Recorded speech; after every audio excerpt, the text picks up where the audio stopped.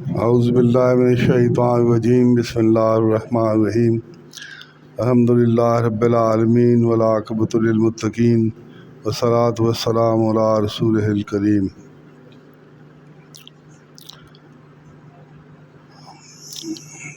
الحمد للہ آج جمعۃ الوداع آ گیا۔ جیسے میں نے عرض کیا تھا شروع میں کہ پتہ نہیں لگے گا رمضان شریف آج پہلا جمعہ ہے، دوسرا، تیسرا جمعۃ الوداع آ جائے۔ اب 2.5 عشرے تقریباً 2.5 عشرے پورے ہو جائیں گے آج، یا ہو گئے ہیں۔ آدھا عشرہ رہ گیا، آدھا عشرہ رہ گیا۔ بڑے خوش نصیب لوگ ہیں وہ جنہوں نے روزے رکھے، اور ان سے زیادہ خوش نصیب وہ لوگ ہیں جنہوں نے روزے میں احتیاط برتا، آنکھوں کا احتیاط برتا، کانوں کا، زبان کا، لڑائی جھگڑے سے بچے، لڑائی جھگڑوں سے بچے، خیالات کو اپنے پاک صاف رکھنے کی کوشش کی روزے کے دوران۔ وہ خوش نصیب لوگ ہیں۔ ان سے زیادہ خوش نصیب لوگ وہ ہیں جنہوں نے روزے کے بعد بھی، افطاری کے بعد بھی اور سحری تک بھی اپنی زبان کا، اپنے خیالات کا، اپنے کانوں کا، اپنی آنکھوں کا غلط استعمال نہیں کیا۔ مگر سب سے زیادہ خوش نصیب لوگ وہ ہیں جنہوں نے یہ عہد کیا ہے اللہ تعالیٰ کے ساتھ، اور اللہ تعالیٰ کی مدد کے ساتھ، اور اللہ تعالیٰ کو سے وعدہ وعید کیا ہے کہ جو کیفیات ہم یہاں روزوں میں، روزے کے دوران گویا ہم جو عادات اپنائی ہیں ہم نے، وہ ہم رمضان شریف کے بعد بھی ویسے ہی رہیں گے۔ یعنی اپنے آنکھوں کا استعمال، کانوں کا استعمال، زبان کا استعمال، خیالات کا استعمال، جس طرح ہم نے یہاں احتیاط برتی روزے کے دوران احتیاط برتی، اسی طرح ہم رمضان شریف کے بعد بھی ایسے ہی کریں گے، اور تیری مدد چاہتے ہیں اس سلسلے میں۔ تو یہ جو کیٹیگری ہے یہ سب سے زیادہ مبارک کی مستحق ہے، اور سب سے زیادہ عید مبارک جو ہے، عید کیا ہوتی ہے؟ عید خوشی ہوتی ہے، خوشی کا موقع ہوتا ہے۔ کس بات کا؟ کہ ہم نے روزے رکھے، اس بات کا۔ اور کس ٹائپ کے روزے رکھے؟ جس نے بہترین رکھے، یعنی جو آخری کیٹیگری میں نے بتائی، وہ سب سے زیادہ اس کو عید مبارک ہوگی۔ تو رشتے بھی عید مبارک کہیں گے، مبارک ہو، مبارک ہو، تم نے ایسے روزے رکھے، ایسے رمضان شریف گزارا جیسے اللہ چاہتا تھا، جیسے حضور صلی اللہ علیہ وسلم چاہتے تھے کہ یہ میری جو امتی ہیں ایسے روزے رکھیں، پھر مزہ ہے۔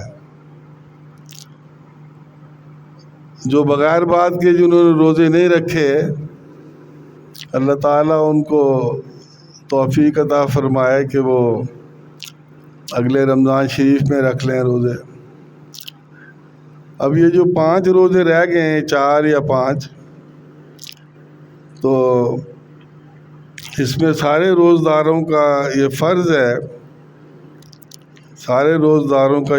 ہے، کہ وہ اپنا جائزہ لیں کہ ہم نے 25 دن میں کیا کیا ہے۔ اللہ تعالیٰ نے فرمایا تھا نا روزے فرض کرتے وقت کہ ہم نے اس لیے فرض کیے تاکہ تم پرہیزگار بن جاؤ۔ تو کیا پرہیزگار بن گئے ہم؟ کیا رمضان شریف سے پہلے جو ہماری خراب عادتیں تھیں وہ اب بھی ہیں ہمارے اندر، یا ختم ہو گئی ہیں؟ یا ان میں سے کم از کم 1 یا 2 یا 3 عادات ہم نے چھوڑ دی ہیں، یا چھوڑنے کا ارادہ رکھتے ہیں، یا چھوڑنے کی کوشش تو کی ہے مگر چھٹی نہیں ہے؟ تو یہ جائزہ ابھی ہمارے پاس 4-5 دن ہے، جو ہم کام 25 دن میں نہیں کر سکے وہ یہ 4-5 دن ہمارے پاس ہیں ابھی، اس میں ہم اللہ سے مدد مانگیں کہ یا اللہ پاک تو نے تو روزے فرض کیے تھے کہ ہم پرہیزگار بن جائیں، مگر ہم تو وہیں کھڑے ہیں جیسے پہلے کھڑے تھے، وہی عادات، وہی جھگڑے، وہی گلے، وہی شکوے، وہی فساد، بدگمانیاں، غیبت، تہمتیں، الزام۔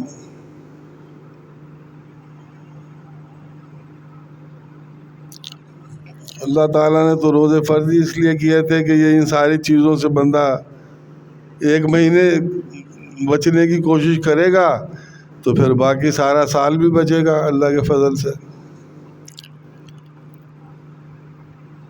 تو اس لیے یہ جو 4-5 دن ہیں اس میں 2 لیلۃ القدر بھی ہیں، اور یہ جمعۃ الوداع کا کچھ بقایا حصہ بھی ہے۔ یہ جو کل رات تھی اور اب یہ جو دن ہے، اس سے مبارک کیا ہوگا کہ رات لیلۃ القدر ہو اور دن جو ہے وہ جمعۃ الوداع ہو۔ اس سے زیادہ بہتر موقع کیا ہو سکتا ہے بندے کی اصلاح کے لیے؟ 24 گھنٹے بالکل متبرک موقع۔ اگر اس میں بھی بندہ اللہ سے عہد نہ کرے، عہد و پیما نہ کرے، وعدہ وعید نہ کرے کہ یا اللہ پاک مجھے ٹھیک کر دے، میں ٹھیک ہونا تو چاہتا ہوں مگر ہو نہیں پا رہا، یا اللہ پاک مجھے ٹھیک کر دے، میری بری عادات چھڑوا دے میرے سے، میرے اندر اچھی عادات ڈال دے، تو یہ عہد و پیما اور یہ دعا اور یہ ریکویسٹ تو وہی کرے گا نا جو چاہتا ہے اپنے اندر اصلاح، جو نہیں چاہتا وہ نہیں کرے گا، اور یہی کسوٹی ہوگی اللہ کے سامنے۔ اللہ تعالیٰ فرمائے گا مجھے پتہ ہے کہ انسان کی جو عادتیں بن جاتی ہیں بڑی مشکل سے چھوٹتی ہیں، مجھے پتہ ہے انسان کے اندر نفس لگا ہوا ہے، مجھے پتہ ہے کس ماحول میں انسان رہتا ہے، مجھے سارا پتہ ہے، لیکن مجھے یہ بھی پتہ ہے کہ کون بندہ چاہتا ہے برائی سے جان چھڑانا اور کون نہیں چاہتا جان چھڑانا۔ اگر کوئی کہے جی میں تو چاہتا تھا، بھائی اگر تو چاہتا تو نے میری مدد مانگی؟ کیا میں نے نہیں کہا ہوا تھا کہ لا حول ولا قوت الا باللہ، نہ کوئی برائی سے بچ سکتا ہے نہ کوئی نیکی کر سکتا ہے بغیر میری مدد کے، تو پھر میری مدد کیوں نہیں مانگی؟ پھر اللہ تعالیٰ تو مثالیں دے گا اولیاء کرام کی، یہ دیکھو یہ میرے بندے تھے، ان کے ساتھ بھی نفس لگا ہوا تھا، ان کے ساتھ بھی شیطان لگا ہوا تھا، انہوں نے میری مدد مانگی، میرے سے کرم مانگا، فضل مانگا میرا، میں نے ان کو دیا، اور وہ اس کرم کی وجہ سے یہ جان چھڑا گئے برائیوں سے۔ تو روزے کا جو مقصد ہے، جس طرح نماز کے بارے میں فرمایا کہ نماز برائی سے اور بے حیائی سے بچاتی ہے، تو اگر کوئی بندہ بے حیائی سے اور برائیوں سے بچتا ہے تو اس کا مطلب اس کی مقبول نمازیں ہیں، اور جو نہیں بچ رہا تو اس کی ناقص نمازیں ہیں، سیدھی سی بات ہے۔ اور ہمارے روزہ رکھنے سے اللہ تعالیٰ خوش ہوا ہے یا نہیں، حضور صلی اللہ علیہ وسلم خوش ہوئے یا نہیں ہوئے، یہ کیسے پتہ لگتا ہے؟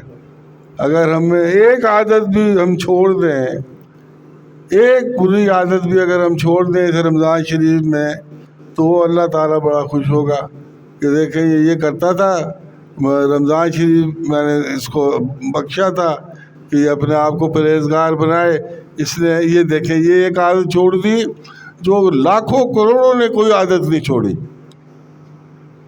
مگر یہ بندہ دیکھیں اس نے ایک عادت چھوڑ دی، وہ کرن لائٹ روشنی نظر آئے گی اندھیرے میں، اور یہ وہ بندے ہیں جو چھوڑنا چاہتے تھے، انہوں نے میرے سے مدد بھی مانگی، مگر ہم نے حکمت کے طور پر ان کو ابھی اس میں رکھا ہوا ہے، دیکھتے ہیں کب تک مدد مانگتے ہیں میرے سے۔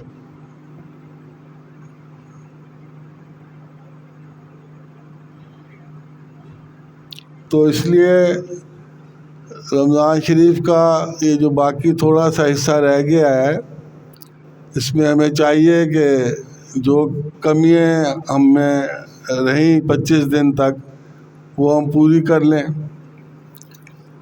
تاکہ جب ہم اگلے 11 مہینے میں انٹر ہوں تو وہ تو شیطان کھل گئے ہوں گے، اللہ کی رحمت جو ہے وہ اس لیول پہ نہیں ہوگی جو اب ہے، شیطان کھل گئے ہوں گے، روزہ ہوگا نہیں، ماحول آپ کے سامنے ہے۔ تو اس 11 مہینے میں ہم نے اپنے جینا ہے آگے۔ اگر کوئی ہم عہد کر لیں ابھی کہ ہم یہ نہیں کریں گے، یہ بھی نہیں کریں گے، یہ بھی نہیں کریں گے، یا اللہ پاک ہماری مدد فرما، تو اللہ تعالیٰ مدد فرمائے گا اور انشاءاللہ ہم بچتے چلے جائیں گے۔ یہ یاد رکھیں کہ اللہ تعالیٰ نے قرآن شریف میں، جیسے میں نے پہلے بھی عرض کیا تھا، 150 سے زیادہ دفعہ تقوی کا ذکر کیا ہے، 150 سے زیادہ دفعہ، تقریباً ہر سپارے میں، غالباً سوائے سورہ اپنے 15ویں سپارے کے، غالباً سارے سپاروں میں پہلے سے لے کر آخر تک تقوی کا ذکر ہے، تقوی پہ زور ہے کہ تقوی اختیار کرو، کیونکہ جو جنت ہے وہ اللہ میاں نے تقوی والوں کے لیے بنائی ہے۔ جنت جو ہے وہ، اور یہ جو تقوی والے لوگ ہیں، یہ سب سے پہلے اللہ تعالیٰ ان کو بلائے گا، جیسے میں نے پہلے عرض کیا تھا کہ بھئی کدھر ہیں تقوی، متقی لوگ کدھر ہیں؟ یہ اللہ میاں پوچھے گا، متقی لوگ کدھر؟ ابھی حساب کتاب کسی کا نہیں ہوا ہوگا، متقی لوگ کدھر ہیں؟ پھر ایک جھنڈے والا بندے نے ایک جھنڈا پکڑا ہوگا، ان کے پیچھے پیچھے ہو لوگ، وہ بغیر حساب کتاب کے جنت میں جائے گا۔ جنہوں نے یہاں اپنے آپ کو روک کے رکھا، برائیوں سے اور احتیاط میں رہے، وہ وہاں عیش میں رہیں گے۔ اور سورہ واقعہ میں ہے کہ جو یہاں عیش نعیم میں رہے، جائز ناجائز میں رہے، وہاں ان کے پاس، اللہ کے پاس ان کے لیے کچھ نہیں۔ اللہ میاں کہے گا سوری، میرے پاس کچھ نہیں آپ کے لیے، کیونکہ میں نے کہا تھا جائز کو اختیار کرو، ناجائز کو نہ کرو، آپ نے میری نہیں مانی اور نہ معافی مانگی میرے سے، نہ توبہ کی، اپنی من مانی آپ نے کی، تو اب میرے پاس تو کچھ نہیں آپ کے لیے۔ کیا میں نے نہیں کہا تھا کہ اللہ تعالیٰ کی رحمت سے مایوس نہ ہو، اللہ تعالیٰ سارے گناہ بخش دیتا ہے، مگر آپ نے پھر بھی میرے سے توبہ نہیں کی۔ تو یہ جو گناہوں کی بخشش ہے، یہ توبہ سے ریلیٹڈ ہے نا، توبہ کوئی مانگے گا تو اللہ میاں بخشے گا نا اس کو۔ اللہ میاں بڑا غیور ہے، کسی کو بخشے وہ کہے گا جی میں نے تو بخشش مانگی نہیں تھی آپ سے، آپ کے چکر میں مجھے بخش رہے۔ اس لیے اللہ تعالیٰ سے ریکویسٹ جو بھیجتا ہے اس کو پھر اللہ تعالیٰ آنر کرتا ہے۔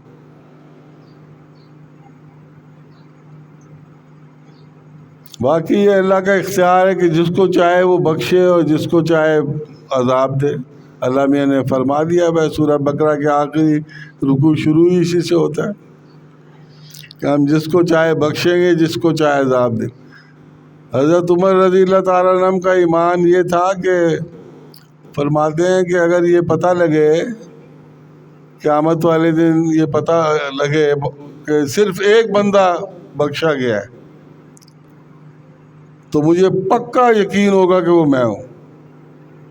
وہ امید کے اس لیول پہ تھے اللہ سے امید کے اس لیول پہ تھے کہ وہ میں ہی ہوں جو بخشا گیا.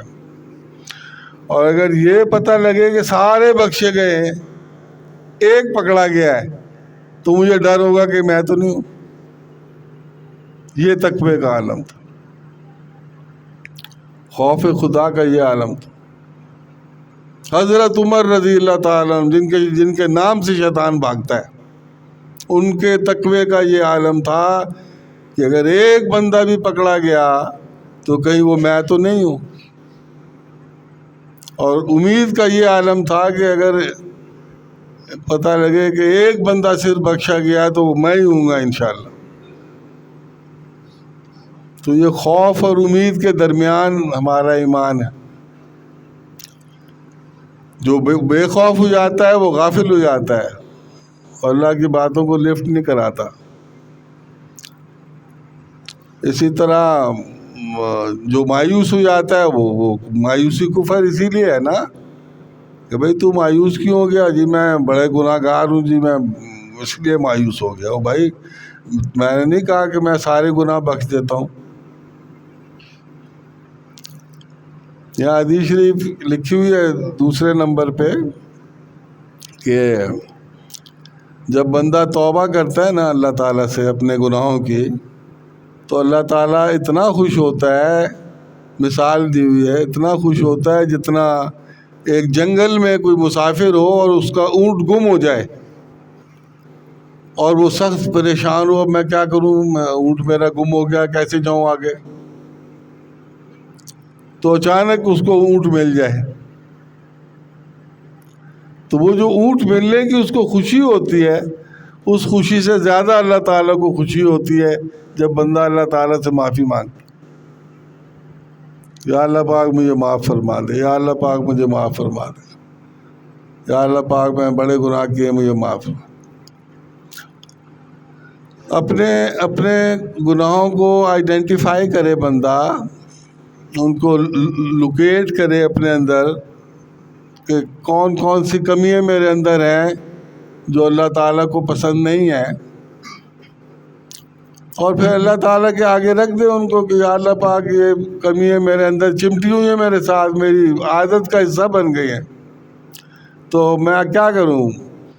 How should I get it off it, how should I get it off them, کیا کروں میں، کس طرح بچوں؟ پھر اللہ تعالیٰ کوئی ایسی صورت نکال دیتا ہے، ایسی سچویشن کریٹ کر دیتا ہے کہ بندہ حیران رہ جاتا ہے کہ یار وہ میں تو بڑا پریشان تھا ان برائیوں سے، وہ گئی کدھر برائی ہے؟ حیران رہ جاتا،